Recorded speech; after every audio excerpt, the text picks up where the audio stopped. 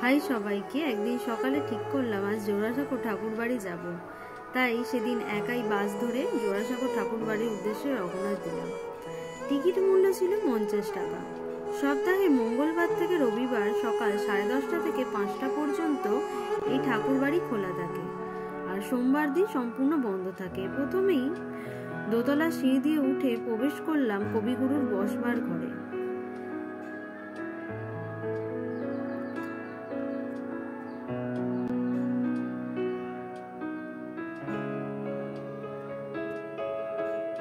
তারপর সেই ঘর থেকে বাহির হয়ে গেলাম তার শয়ন কক্ষে।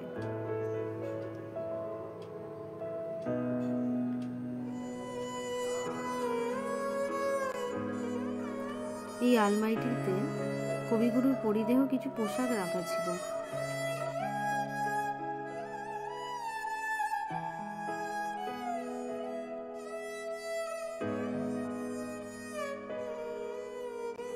ঠাকুর বাড়ির প্রত্যেকটি দেওয়ালে যেন সেই সময়কার এক একটি ইতিহাস রচিত হয়ে আছে।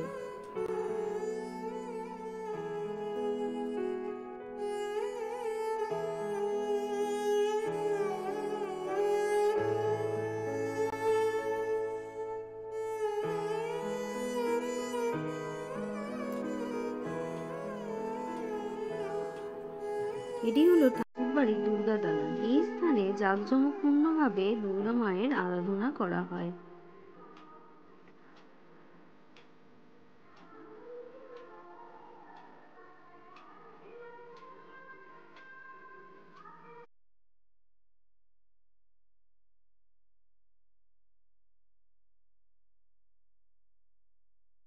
এই স্থানটি হলো ঠাকুর বাড়ির বারান্দা।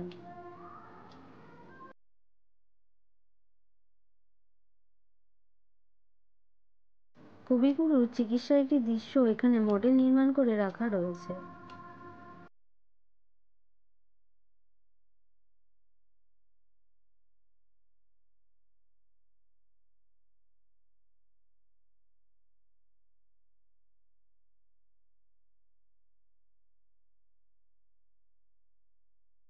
ঠাকুরবাড়ির এই কক্ষটিতে ঠাকুরবাড়ির বিভিন্ন সদস্যদের চিত্র সুসজ্জিত করে রাখা রয়েছে। সমস্ত কক্ষের ভিডিও করা সম্ভব হয়নি, তাই কিছু কিছু কক্ষের ছবি এই ভিডিওতে যুক্ত করে দিলাম।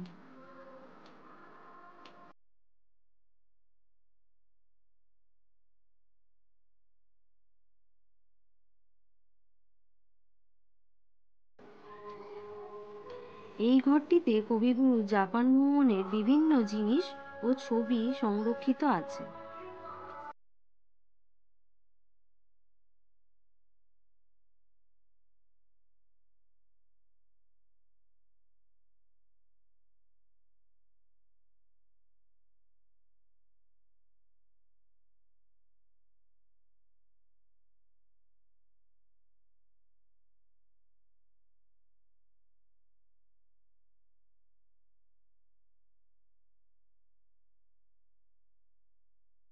এটি হলো ঠাকুরবাড়ির রন্ধন কক্ষ।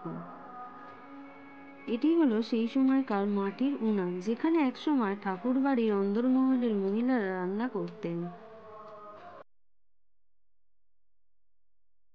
এইভাবে একটা দিন ঠাকুরবাড়িতে কাটালাম। ঠাকুরবাড়িতে ক্যামেরা করা একেবারেই নিষিদ্ধ, তবু যতটুকু পারলাম তোমাদের সামনে তুলে ধরলাম। ভিডিওটি ভালো লাগলে লাইক করো, কমেন্ট করো, আমার চ্যানেলটিকে সাবস্ক্রাইব করে পাশে থেকো।